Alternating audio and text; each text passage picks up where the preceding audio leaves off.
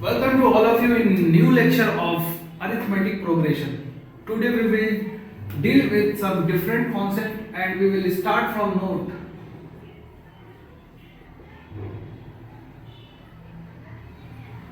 चलिए आज कुछ नोट से शुरुआत करते हैं। पहली बात हम आपको सिखाते हैं selection of terms in AP. ठीक है, अब देखो इसमें case 1 normal selection.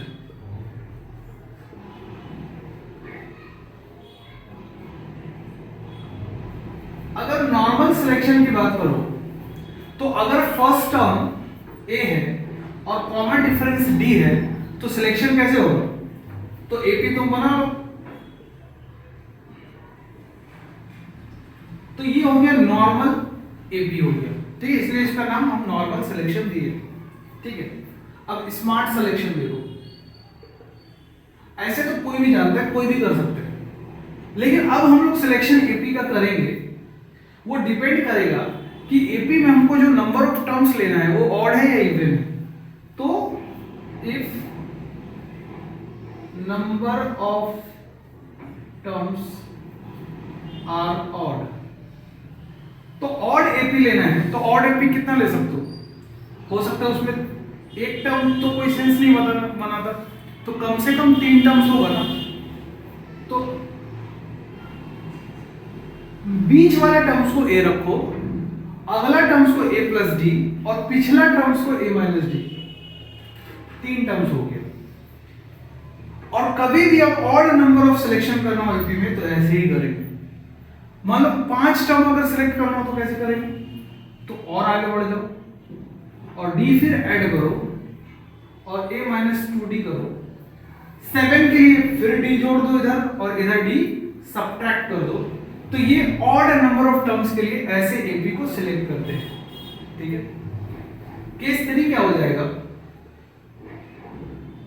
If number of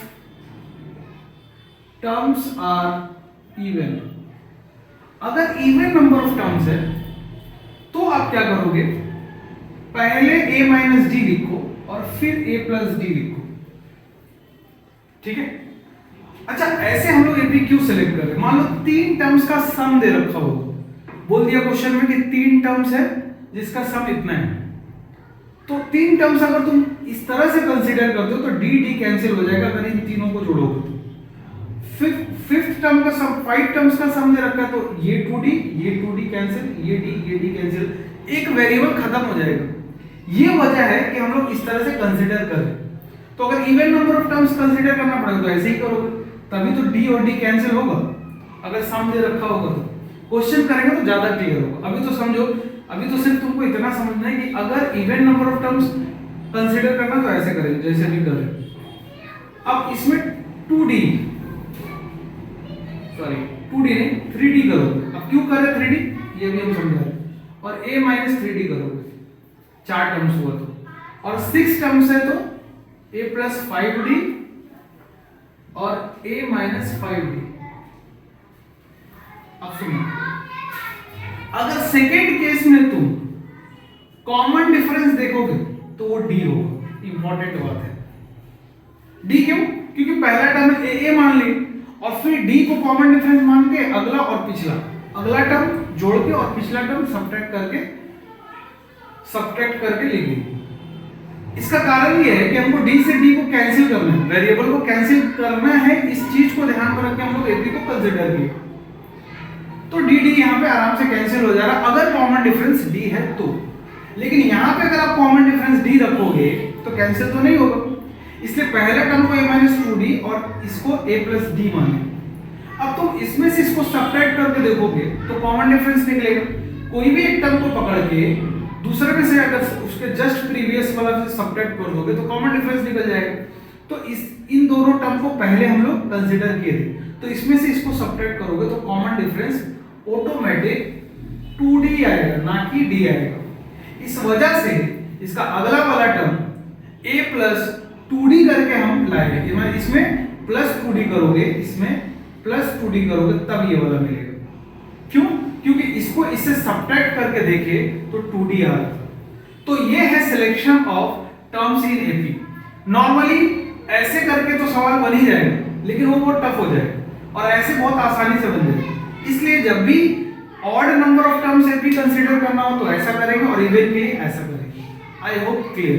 ये पहला नोट है, नोट कीजिए, फिर अगला बात बताते हैं।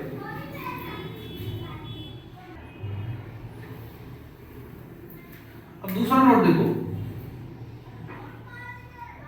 If A B C are in AP, अगर ए बी सी एपी में होगा then 2b equal to A plus C होगा ये, या फिर b equal to A plus C by 2 होना चाहिए। अब ध्यान समझना इस बात को। क्यों? अगर A B C A P में है तो इसका प्रूफ देख लेते हैं। छोटा सा प्रूफ है इस स्टेटमेंट का। ए बी सी ए पी में है तो सोचो b में से a सब्ट्रैक्ट करोगे तो क्या आएगा? Common difference. और c में से b सब्ट्रैक्ट करोगे तो भी कॉमन डिफरेंस आएगा। तो यहां से क्या हो गया? 2b equal to a plus C, अगर a को इधर लेके आएंगे तो, और ये आ गया। अब फर्दर इसको रीअरेंज करेंगे तो ये आ जाएगा। ठीक है, तो ये दोनों यहां से प्रूफ होता है। अब यहां पे वाइस वर्सा भी ट्रू है, जैसे कि ABC अगर AP में है तो ये रिलेशन होल्ड कर रहे हैं। अब इसी चीज को उल्टा भी लिख सकते हो। कैसे? If 2b equal to a plus C और b equal to a plus C by 2, then A B C R in AP। मान लो 3 नंबर है और तीनों को प्रूफ करना है कि AP में है, तो तुम ये वाला रिलेशन प्रूफ कर दो तो हो गया AP में। ठीक है, चौथी बात अरिथमेटिक में, चलो पूरा लिख देते। अरिथमेटिक मीन, इसको शॉर्ट में अपन AM बोलेंगे। ठीक है, इसको शॉर्ट में AM बोलेंगे। तो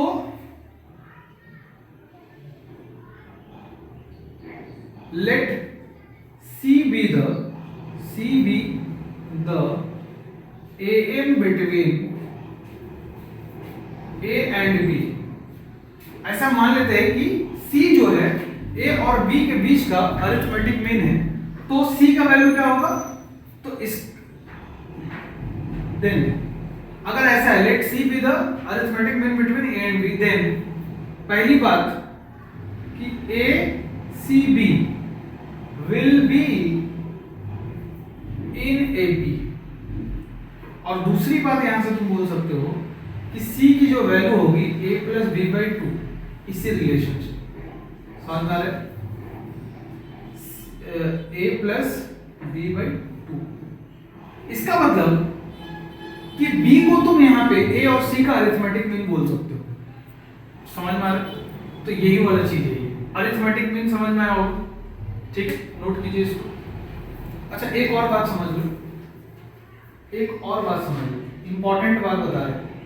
ये देखने में जितना छोटा है उतना ही बड़ा धमाका है इसका। ये जो फॉर्मूला लिख लो,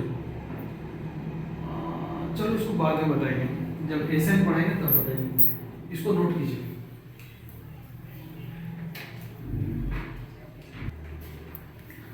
जो कॉन्सेप्ट सीखे हैं उस पर कुछ क्वेश्चन करते हैं। जैसे ये वाला सवाल है, the sum of 3 numbers in AP is 12 and the sum of their cubes is 288। मतलब 3 नंबर है और वो एपी में, और उसका सम कितना रहेगा? 12। स्मार्ट तरीके से कंसीडर करेंगे, ना कि नॉर्मल तरीके से। तो late a minus d comma a plus d are in AP, are given AP, are given AP। मतलब ये वो 3 नंबर है जिसको जोड़ने से 12 आ रहा है। तो तो अकॉर्डिंग टू क्वेश्चन अगर देखोगे तो क्या हो जाएगा, इनका सम 12 के बराबर है, ठीक है। और यहां से अगर तुम इसको ऐड करो तो d से d कैंसिल, तो यहां से कितना आ गया 3a इक्वल टू 12 4 बार में, therefore a is equal to 4। अब गलती से मत बोल देना कि फर्स्ट टर्म निकल गया, नहीं, मिडिल टर्म निकले, यहाँ पे a मिडिल टर्म। अब बचिए कॉमन डिफरेंस, तो a तो पता चल गया, कॉमन डिफरेंस कैसे निकलेगा, तो बोला कि their sum of their cubes is 288। तो अगेन एक रिलेशन बना सकते हो क्या, कि a माइनस डी का होल क्यूब प्लस a का cube plus a plus d का whole cube will be equal to 288, ठीक है। अब इसको सिंप्लीफाई करना पड़ेगा, तो a का वैल्यू तो तुम 4 निकाल लेना, पुट कर दो, a का वैल्यू इसमें 4 पुट कर दो,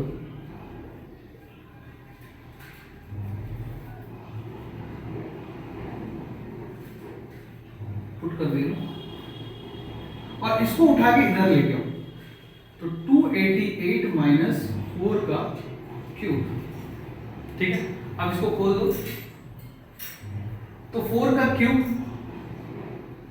minus 3 into A square B plus 3 into A into B square minus B का क्यूब, ए माइनस बी का होल क्यूब लगा है और बीच में प्लस है, तो फिर ब्रैकेट खोल सकते हो, माइनस होगा तो ब्रैकेट में लिख लेते, गलती होने का चांस कम हो जाता है। तो यहाँ पे भी a का cube plus 3 into A square, फिर कितना हो जाएगा b plus 3 into A into B का स्क्वायर प्लस बी क्यूब। अब यहाँ से देखो ये वाला टर्म और ये वाला term cancel, 3 into 4 square D, 3 into 4 square D, ये इससे कैंसिल, और इक्वल टू कितना हो जाएगा 288 माइनस 64, 4 का क्यूब कितना हो गया 64, या ठीक है। चलो अब ध्यान से देखो, ये भी 4 का क्यूब है, ये भी 4 का क्यूब है, इन दोनों को हम इधर लेके आएंगे, तो बचेगा कौन, ये वाला टर्म डी स्क्वायर वाला और ये वाला टर्म डी स्क्वायर वाला, ठीक है। 4 3 से 12 और 4 3 से 12 मतलब 24 डी स्क्वायर इधर है, और इधर कितना है, इसको अगर इसमें से सब्ट्रैक्ट करो तो कितना आएगा, आई गेस 2 2 4 2 2 4। अब माइनस क्यों किए, इसको सब्ट्रैक्ट करके 2 2 4 लिखिए, अब 4 का क्यूब और 4 का क्यूब इधर आएगा, तो ये कितना है 64, ये कितना है 64, कितना हो जाएगा मिलके 128, ठीक है। अब इसको सब्ट्रैक्ट करो तो ये 96 हो गया, और ये इससे 4 टाइम में कैंसिल, तो डी स्क्वायर इक्वल टू कितना हो गया 4, ठीक है। तो डी की वैल्यू यहां से कितनी आ गई, देखना आप इधर कर रहे, तो यहां से डी इक्वल टू कितना आ गया plus minus under root of 4, और ये होगा प्लस माइनस 2 डी का वैल्यू, तो डी मतलब प्लस 2 भी हो सकता है और माइनस 2 भी हो सकता है। तो if d equal to 2 then the required AP, अगर डी का वैल्यू 2 है तो एपी कितना होगा, तो ए का वैल्यू 4 तो है फिक्स और डी 2 होगा, तो ए का वैल्यू 4 और डी 2 होने पे ऐड कर दो 2 तो 6 हो गया, और 2 यहां अब 4 में से क्या करेंगे 2 को सब्ट्रैक्ट कर देंगे, तो कितना हो जाएगा 2, तो ये हो गया। और if d equal to -2 then the required AP, तब रिक्वायर्ड एपी कितना हो जाएगा, पहले तो बीच में 4 पुट कर ही देंगे, अब 4 में से -2 को ऐड करो तो 2 आ जाएगा, 4 में -2 ऐड करोगे तो 2 आ जाएगा, और 4 में 2 मतलब कि 4 से अगर -2 सब्ट्रैक्ट करोगे तो वो 6 आ जाएगा। अब देखो 2 4 6 जो है वो एपी में है, तो उल्टा भी तो एपी में होना चाहिए, तो ये भी एपी में, ये भी एपी में। इनका सम करके देख लो, अगर इनका सम करोगे तो 12 आ जाएगा, और इसका स्क्वायर का सम करोगे तो वो 288 आ जाएगा। तो इस तरह से ये जो तुम्हारा दोनों आया, मतलब कि ये 2 4 6 और 6 4 2, ये तुम्हारा आंसर हो जाएगा फाइनल। आई होप समझ में आया होगा कि वो जो नोट लिखा है तो उसका यूज किस तरह से करते हैं। नोट कीजिए इसको।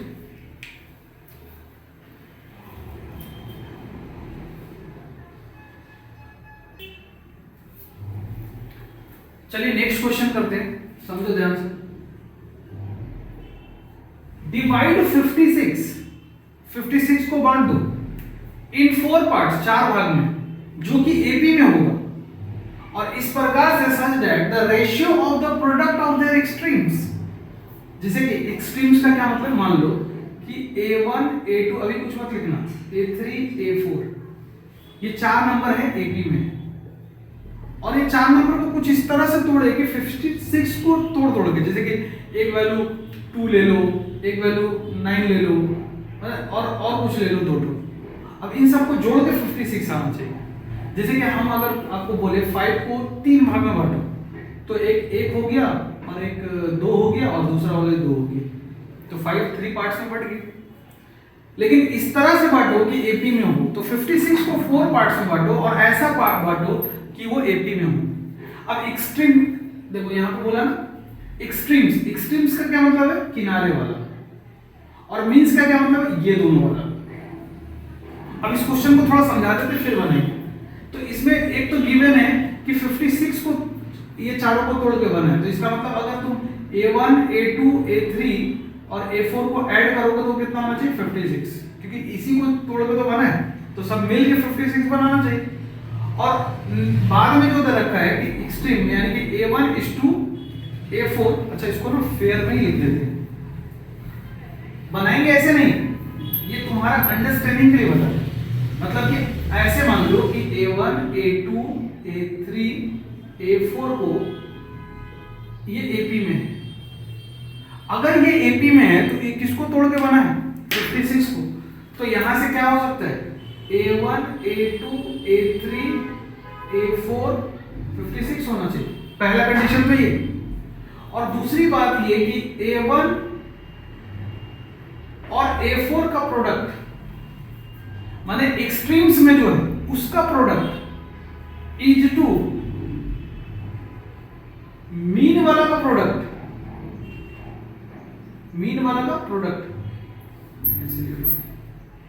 a1 a4 is to a2 a3 equal to 5 is to 6 दे रखा है। ये कहानी है, ये गिवन है। लेकिन 4 नंबर अगर एपी में मानना है तो ऐसे थोड़ी मानेंगे, उसका हम तरीका सीखे ना, तो वैसे मानेंगे। तो लेट अब सवाल बनाना शुरू करें, ये तुमको समझाने के लिए। अब जो क्वेश्चन सॉल्व करेंगे सॉल्यूशन ये, ठीक है। तो late a minus 3d a minus d a plus d a plus 3d। अच्छा, कई बच्चों के मन में ऐसा आएगा कि सर यहाँ पे a minus d लिखे हो, यहाँ a minus 2d लिख लो। देखो डाउट बता रहा हूं, तुम्हारे मन में क्या चल सकता है, तुम्हारे मन में होगा ऐसे कंसीडर कर लो टर्म को, ऐसे कंसीडर करो, क्यों 2d जोड़ रहे हो। तो ऐसे कंसीडर करोगे तो तुम चेक करो ये एपी में ही नहीं है, नॉट इन एपी। क्यों, क्योंकि यहां तो कॉमन डिफरेंस 2d आ रहा है और यहां पे d आ रहा है, तो नहीं होगा, ये एपी में ही नहीं होगा, ये प्रॉब्लम है, इसलिए ऐसे नहीं कर सकते। ठीक है, करेंगे ऐसे, ऐसे ही करेंगे। तो लेट ये are the 4 parts in AP, हम मान ली कि ये एपी में है। अब अकॉर्डिंग टू क्वेश्चन क्या होगा, अकॉर्डिंग टू क्वेश्चन के हिसाब से देखोगे तो इन सब का सम, यानी कि a माइनस 3d पहला टर्म, दूसरा पार्ट, तीसरा पार्ट और चौथा पार्ट, इन सभी को ऐड कर दोगे तो 56 आ जाना चाहिए। अब देखो 3d d खत्म, तो यहां से 4a की वैल्यू कितनी आ गई, 56। तो a का वैल्यू कितना आ गया 14, 14 बार में खत्म, तो a इक्वल टू कितना आ गया 14, तो a तो निकल गया। अब दूसरी कंडीशन को सुनो, ये वाला कंडीशन लगा रहे हो, ठीक है। अगेन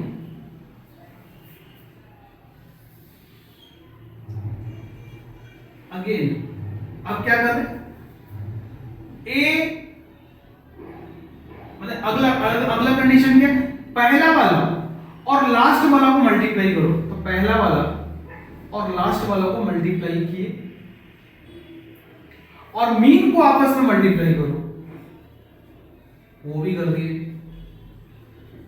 और दोनों का रेशियो ले लो और वो 5:6 के बराबर आएगा। ये क्वेश्चन है। अब देखो a square minus 9d square, और रेशियो को अपॉन में लिख सकते हो, तो a square minus d square equal to 5/6 हो गया। अगर इधर रेशियो में लिखो तो इधर भी रेशियो में लिखना पड़ेगा। अब क्रॉस मल्टीप्लाई कीजिए, इसको इससे मल्टीप्लाई कर रहे, तो 5a square minus 5d square equal to 6a square minus 54d square, ठीक है। अब इसको इधर करो, किसको 54 d वाला टर्म इधर करो और a वाला टर्म इधर करो, क्यों, क्योंकि a का वैल्यू पता है अपने को, तो d वाला टर्म इधर करो, तो ये 54 प्लस में हो जाएगा और 5, तो आई गेस 49d स्क्वायर हो गया, और यहां पे इसको इधर करोगे तो a स्क्वायर हो जाएगा। अब देखिए ध्यान से, इसको 7d का whole square equal to a square लिख सकते हैं, तो 7d, अब स्क्वायर इधर आएगा तो plus minus root a square, दिख रहा है ना।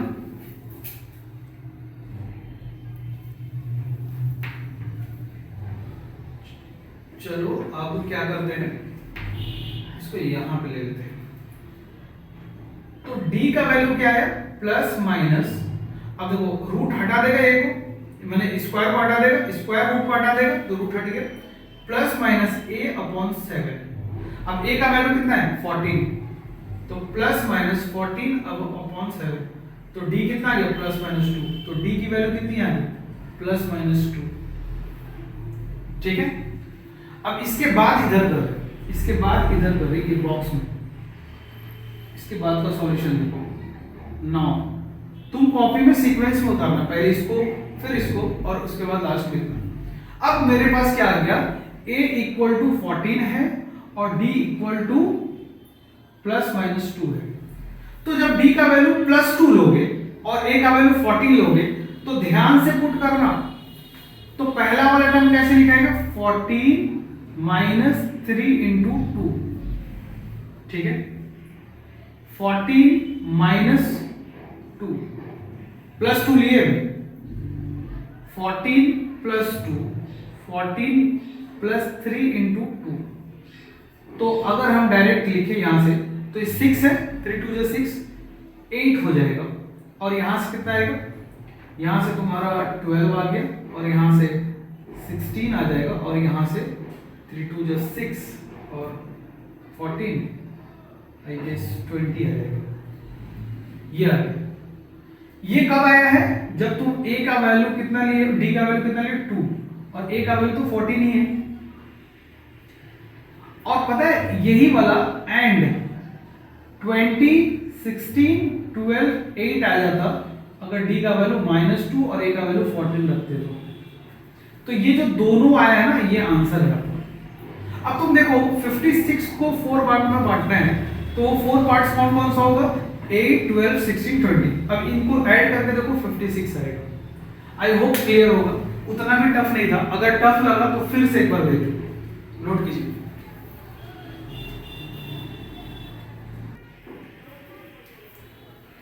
अब इस क्वेश्चन को सॉल्व करते हैं।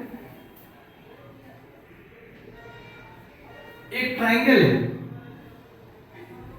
तो ट्राइंगल में 3 एंगल होता है,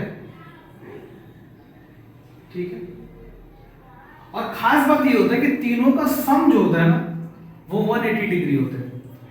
और यहाँ पे एपी में रखा तीनों एंगल को, तो तीनों एंगल को क्या मानना चाहिए, a minus D, A plus A और नेक्स्ट वाला a प्लस डी, ठीक है नहीं। तो लेट